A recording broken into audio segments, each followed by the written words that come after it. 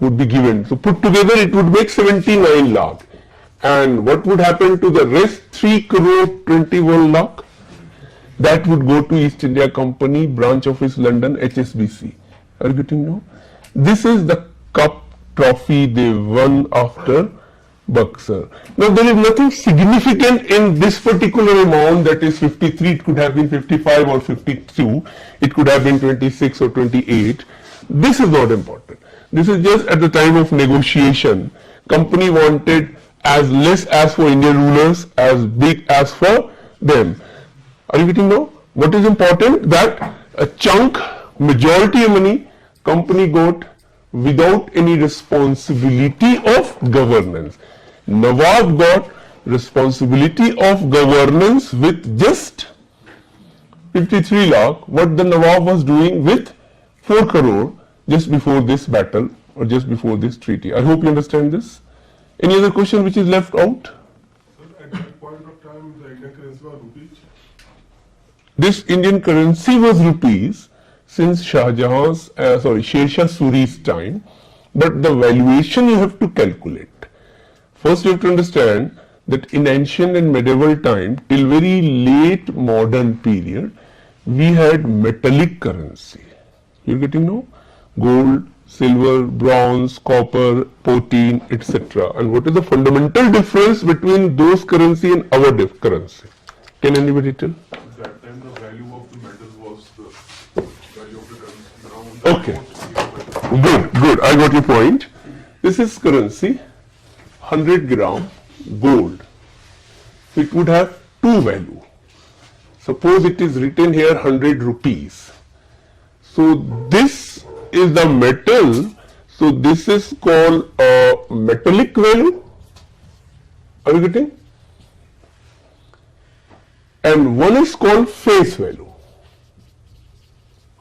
The gap between metallic and face value may be just 5 to 7%. Now suppose you remove this 100 rupees and all the signs of RBI governor. You got this point? So it would be still valuable because of the weight and the value of gold.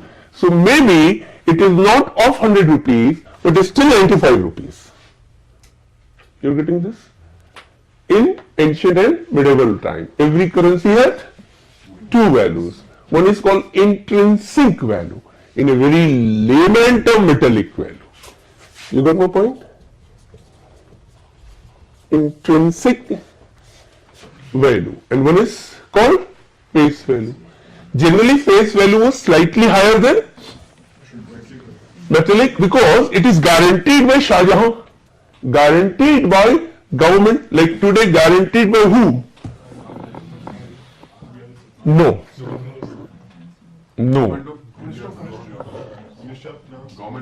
Ministry of Finance. You know 1 rupee currency? It's only by Ministry of Finance. 1 rupee currency? 1 rupee currency? Whose signature is there? Finance Secretary. Why? Wait. Ministry of okay, can you repeat? So it is minted by the Ministry of Finance, and the rest of the currency notes are minted by RBI. Why? That is my point. Yeah. No, my question is why RBI, why Finance Secretary sign on 1 rupee currency? ये सवाल हर साल IAS में 10 में से 4 student से पूछा जाता है और वो चारों फ्लॉप हो जाता है. ये एवरेज है इंडिया का. सर 1 रुपी नोट को प्रोड्यूस करने में हमारी कॉस्ट ज्यादा लगता है, अराउंड 1 रुपीस 40 पैसे ऐसे लगता है. तो आरबीआई इस लॉ तो 100 रुपए में कम लगता है क्या? मतलब नहीं, 100 रुपए का प्रिंट करने में कम लगता है. बाय दैट लॉजिक फिर 100 रुपए 140 रुपए लगना चाहिए था, 120 रुपए. सिर्फ 1 रुपए में महंगा लगता है. चलो रुपये हटा दिया, सिक्का डाल दिया तो भी उसमें फाइनेंस सेक्रेटरी का ही होगा. अब बताओ why they issue that is the question. You know, currency is symbol of sovereignty of a nation. Sovereignty lies with the government, with the people. Are you getting now? Finance Secretary is the representative of all the currency department. So he issues 1 rupee in his name and authorized, literally outsource to RBI कि आप इतने रुपए की value का currency with this denomination 100, 1000, 500 छाप दो. Suppose 1,00,000 crore की currency छापनी है with this breakup. इतना 500 का, इतना 100 का, इतना 1000 का, इतना 50 का, right? And this job finance secretary handovers to RBI. And then RBI on behalf of the government, because RBI an expert body in currency, so they publish it. So that 1 rupee is symbol of India's sovereignty and finance secretary is representing that sovereign. You got my point? And RBI, which is created by the government, say an autonomous institution, government would not interfere in their activities as it is a professional body like IIT, like university, ISRO, others, UPSC, etc. So this 1 rupee works as a sovereign currency of the nation, and suppose government wanted 1,00,000 crore की currency, then what the government would do, authorize RBI कि आप इतना 1,00,000 crore currency छाप दो. Why 1,00,000 crore? Suppose if government says on what basis? This is based on your gold reserve कि आपके पास इतना gold reserve होना चाहिए. लेकिन गवर्नमेंट क्या करती है, 1,00,000 का गोल्ड रिजर्व है और छपवा दिया 2,00,000 करेंसी, 2,00,000 करोड़ का. That would lead to inflation. You got this point or not? Now, for more detail, log on www.zulfikarsir.com. आप serious समझ रहे थे ना? So he would tell this detail. So I hope you understood. First time the paper currency in India was introduced in 1865. And what is the difference between this and this? In paper currency, it is written 100 rupees with RBI governor signature, right? And to check duplication, various markers are given here, colors are given, Gandhi in 3-day form. ये सब देखा होगा. Now suppose I rub this 100 rupees and I rub all the number. What is the value of this now? 0. You got this point or not? So today this entire currency is based on your face value. क्योंकि इसीलिए वो लिखता है RBI, I guarantee. You got this point? In Iraq, when Saddam Hussein government fell, right? The government was de-recognized. So their currency was also de-recognized. अब जो लोगों के पास वो वाला कैश था, it lost all the value. I don't know you saw it or not. So people were throwing these riyal, Saudi Iraq में dinar होता है, these dinar in the streets, and hundreds and thousands of those बिल्कुल जैसे you dump that one. You got this point? That happened after the fall of Saddam Hussein because what it lost? The face value. But in medieval time it had two value. इसीलिए medieval time में अगर आप अपने से सिक्का डालते हो, suppose you would not earn anything. Reason being is the gap is 5%. But suppose आपने अपने मोहल्ले में डाल दिया, लिख दिया ऊपर शाहजहां, क्योंकि इंडिया में बड़ा मुश्किल काम है नहीं, या डुप्लीकेट ओरिजिनल से ज्यादा अच्छा लगता है ना. So you have to invest money first 25 rupees, then making charge, and this making charge could be 101. So you are not going to gain. But today if you can mint, publish, duplicate currency and you are safe from police raid, you would be billionaire. You know Telgi scam? You heard his name? What he did?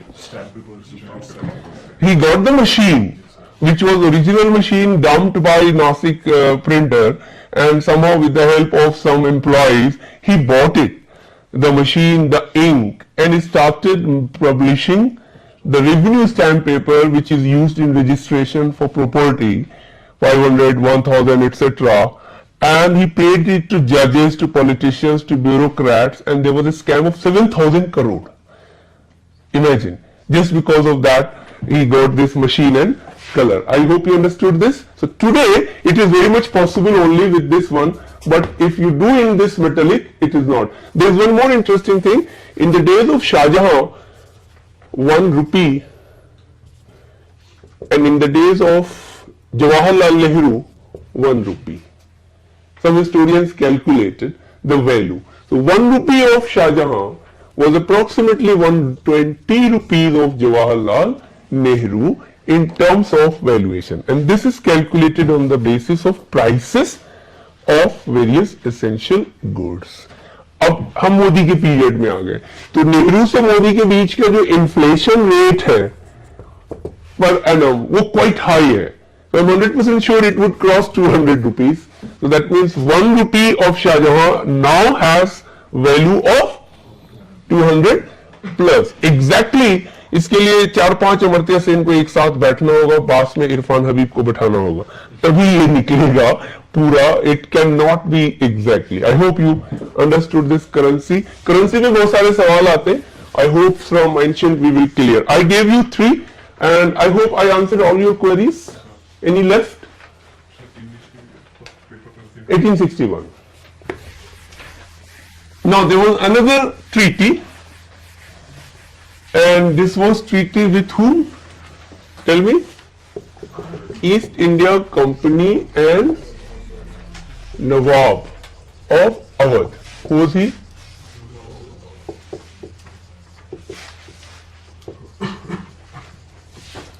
Shuja'ud-Dawla. Number 1.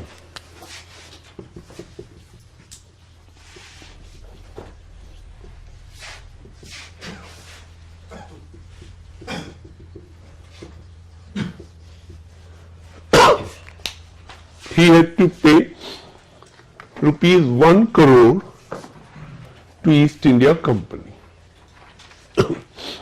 Clear? This is one time lump sum. It is not annually fixed.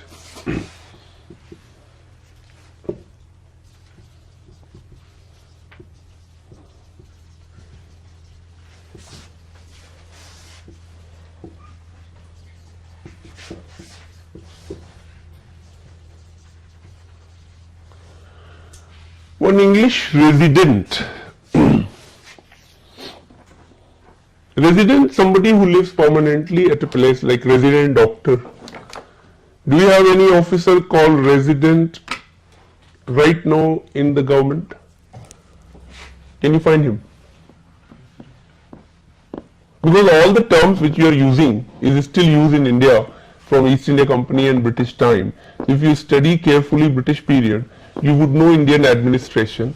You don't need any other paper or coaching for Indian administration. That is guaranteed. From 1773 you would learn more. So who can tell me? You're the post commissioner, DM, SDMs, SP, DSP, IGs, DIGs. That also we will discuss time and again. But have you heard and seen anybody called resident in India? If where you can find him? Embassies में ambassador होगा, high commissioner होगा, तो state embassy नहीं कहलाता है फिर वो. That term is wrong. State houses in Delhi, like your J&K house at Chanakyapuri. So the person who is in charge of that state is called resident. He is a senior officer, generally from IS rank, not necessarily. He may be from IPS, he may be from other services, but normally 17-18 years in service, middle-aged, and he would be a link between your state government and union government. You're getting now? And whenever your state officials, including governors, chief ministers, IAS officers, university vice chancellor, comes to Delhi for official purpose, they visit this place, stay there. Are you getting? And each of your state has your state houses as well as information center. Sometime in the same compound, sometime in other. It is very much like an embassy or a high commissioner. I hope you understood this. So the term resident is still in use. Point number next. Yes, exactly. Kerala House में शशि थरूर काफी दिन रहे थे. जब वो minister थे तो it became controversial because the cost of per day stay was more than 1 lakh for him. You got my point? So that became in news. Normally it is a 4-star to 5-star facilities, but you have to pay, and that is reimbursed by the state government. The cars which the state has would have number plate of your state, Kerala or Andhra, and the same car would go to airport and receive your governor and chief ministers. Okay, now right? Sometimes we have seen the other state heads using the Hyderabad house. Hyderabad house is owned by government of India. There are a lot of houses built in British time by princely states like Hyderabad by Nizam, Sindhia house by Sindhia, Bikaner house by some Rajasthan where Jaipur tourism is there. Sindhia house is now DTC buses. Since among all the houses built, India Gate के पास का location